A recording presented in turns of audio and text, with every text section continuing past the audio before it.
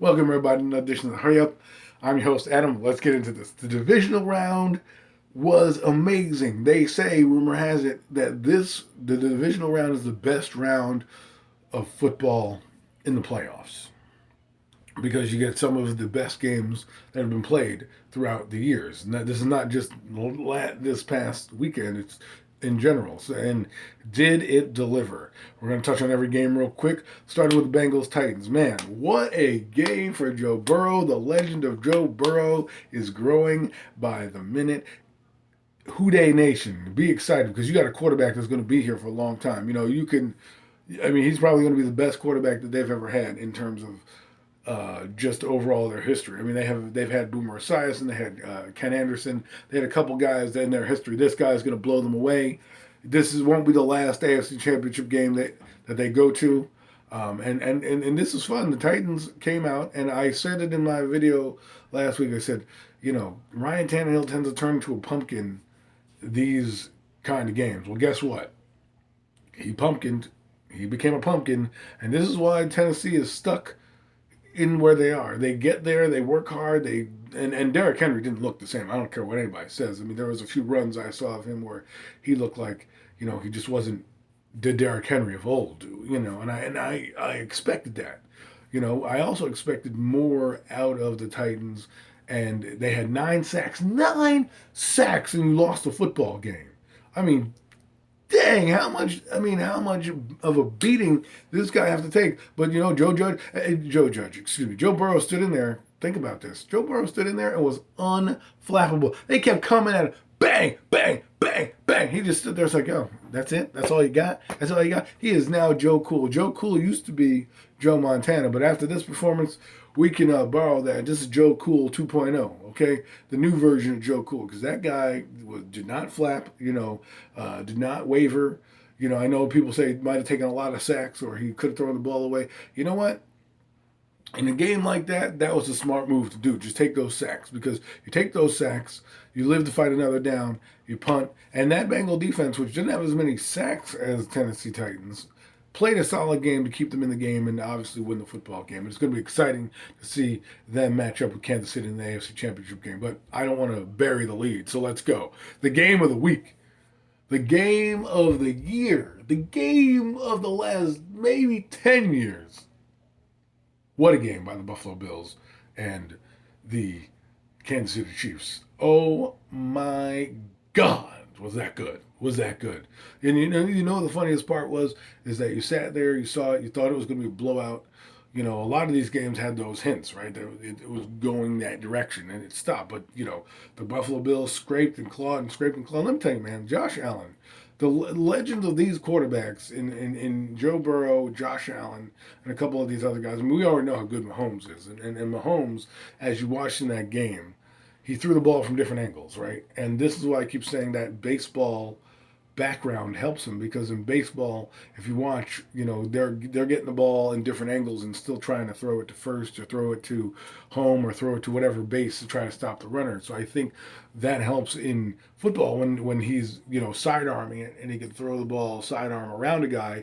These are the type of things you may think about. Most quarterbacks, if you haven't played baseball, might have the traditional throwing motion, but because Mahomes play baseball, it allows him to have trajectory. But there's a lot of things that the Bills did in this game that were, questionable. But Josh Allen kept bringing him back. He made a star out of number 13, Davis. He ran when he needed to run, and we'll get into the Bills in a minute, because deeper in a minute, because a lot of them are linked to the Giants coaching staff. So that was that, and then who doesn't double Tyreek Hill on the last play of the game? They had 13 seconds in the game. First off, the Bills probably should have squib kicked. I know I got it wrong. I thought they should kick deep because I was going to say rely on your defense. But in actuality, maybe they should have kicked it, squib kicked it, not too far, let them scramble for it and burn some time off the clock.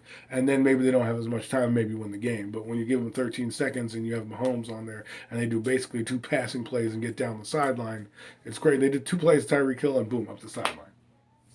Absolutely nuts. Absolutely nuts. Great game. Offensively, if you defensively, the Bills' defense is a fraud. Take that first. Take it off them. They is a fraud. They did nothing to stop Kansas City. I don't even think Kansas City had that many punts in the game. And you saw that even though the Kansas City Chiefs defense is not as great, and they gave up points too, they made stops when they needed to make stops. They got the ball back when they needed to get the ball back. And I think the one time you needed them to play their best game, it was in the overtime session and that the end of regulation, and they didn't, and they dropped the ball. And it's sad because Josh Allen didn't get a chance to bring his team back in the overtime, because remember the overtime rules: score a touchdown, game over. I think they should change that up. But let's get into Dayball and the Bills real quick. If you watch that offense, they did a lot of designed runs with the quarterback. The quarterback elevated his play and moved around in the pocket, and there are certain things where he kept the play alive, right, when the pressure was breaking down. And this is what we're talking about: pocket awareness. Because if you ask me if Dayball, a lot of people are excited. They want Dayball here as a coach. He's my number two choice. Flores is my number one choice, and I know guys are like, well, Flores had this, that, and the other thing, other problems. I'm not worried about people's problems over in Miami Dolphins. I mean, we're talking about the Miami Dolphins here. We ain't talking about like any an organization that has prestige. We're talking about Miami Dolphins who haven't been good or relevant since Marino was there, right? So give me a break. People get, yes, he ran through OCs and everything like that. This is the New York Giants. He might like this job, so he might change his ways. But anyways, getting into Dayball. You see that offense? It's got layers to it. It's got a quarterback that can run, a quarterback that can throw deep. And Daniel Jones doesn't have the same physical talents as Josh Allen. So if I'm Dayball and I'm Joe Shane, and this is the type of offense we want to bring here, we're going to have to invest in a quarterback at some point down the road, whether it's this year, whether it's next year, whoever, because I don't feel Daniel Jones will bring that elite level of play. Now, mind you, that's Josh Allen in his third, fourth year, right? Daniel Jones going into his fourth year, we kind of know what he is. We kind of know what he is. So people are like, oh, well, they're going to develop him. Well, you're going to take a year to develop and get the offense in, right? So if you take this year to do that, now you're at now if Daniel Jones struggles at the beginning of the year learning the offense, and then has a good year down the stretch, now you're in a quandary, because the next year you're trying to, you know, be up top and get a quarterback. That's why I think it's so pertinent for the Giants to draft one, whether it's in the first round or the second or third round, because they need a backup quarterback.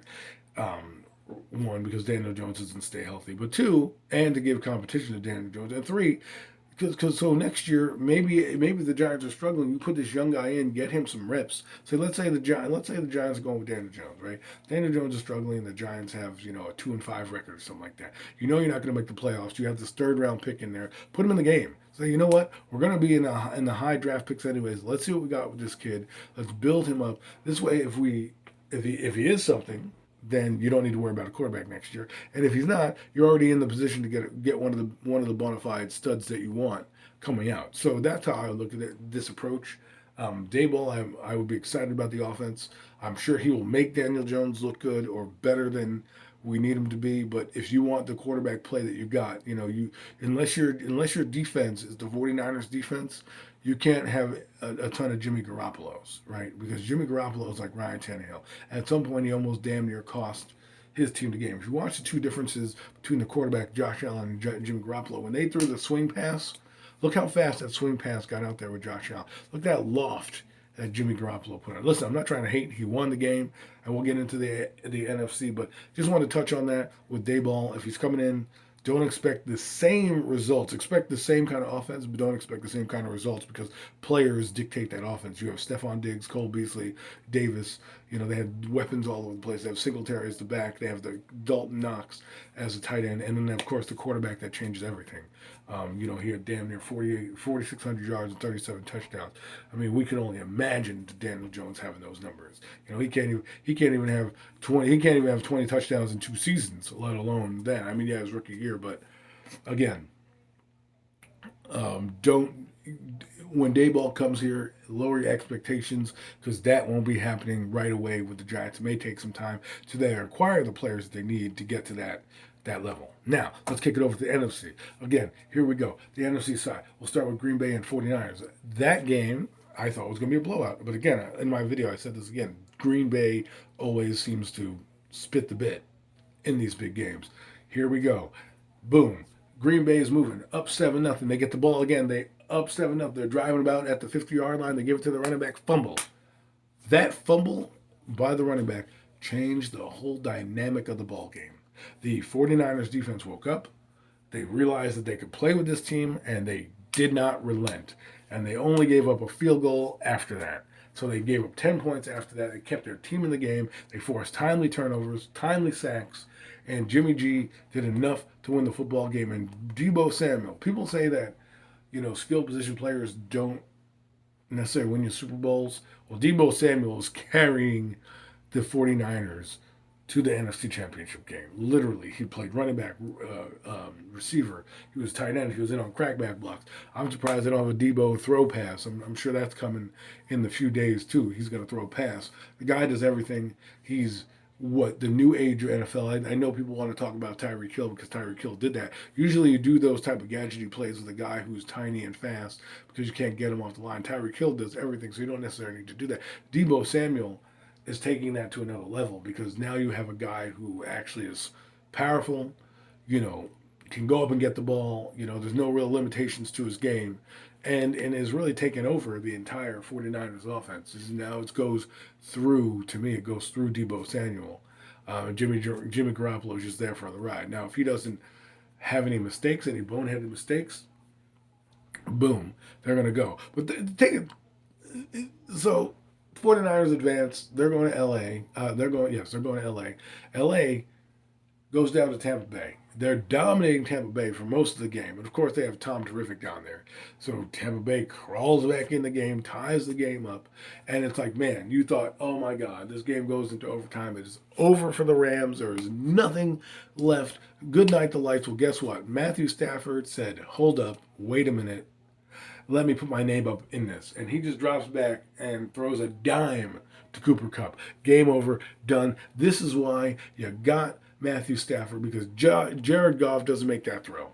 Doesn't make that throw. Heck, I don't even think Sean McVay even makes that call without Stafford. And Stafford, yes, it was a busted coverage by the Tampa Bay Buccaneers, but boy, it was at a dime. And walk off. Every game had like a walk off ending, right? Whether it was the Buffalo Bills walk off Kelsey touchdown, whether it was the Bengals who it wasn't really a walk off, but they kicked the field goal to win the game, and then you had a walk off field goal in Green Bay, and you had a walk off field goal in Tampa Bay, which is funny because Tampa Bay would have been hosting the championship game, but they lost, and the two home teams in the NFC lost, and that's incredible because now we have a preview of that 49er Rams game. Who'd have thought that play-in game for the 49ers was going to be a preview of the NFC Championship game? Who thought that AFC Kansas City Bengals game was going to be a preview of the AFC Championship game? Now,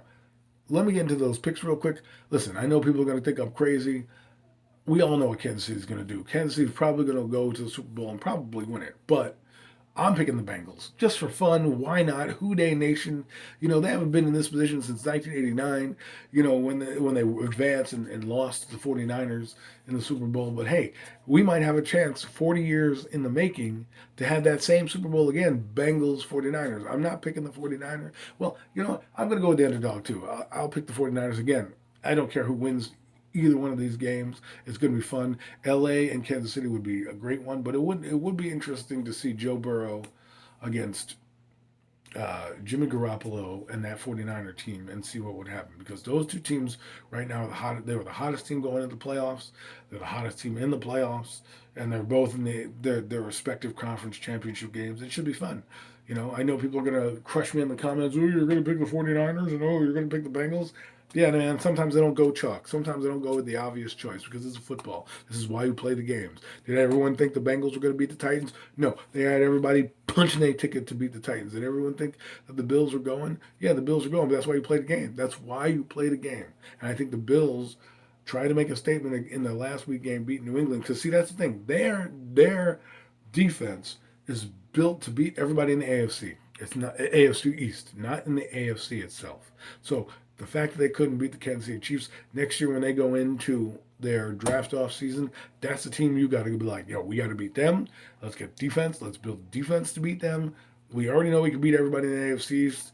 We can beat teams in our conference, but we got to beat them. We got to beat them. So, anyways, hope you enjoyed the hurry up. Listen, Giant fans, we'll be back on here when the coach actually gets hired, whether that's Daboll or Flores, who knows? But just know that if Daboll comes in here, he's not going to have the same effect right away that the Bills are doing. Remember, the Bills built this up. They got Allen in 2018. He ascended in 2019. Got even better in 2020, and now here he is in 2021. So just temper your expectations. Anyways, AFC Championship game, NFC Championship game this weekend. We'll have a preview on Friday with more thoughts. Hope you enjoyed it. Wanted to recap these games. Premium takes tonight. Tune in my channel. We're gonna have. We're just gonna talk about it all. We're just gonna talk about it all and the craziness that was the divisional round. Peace.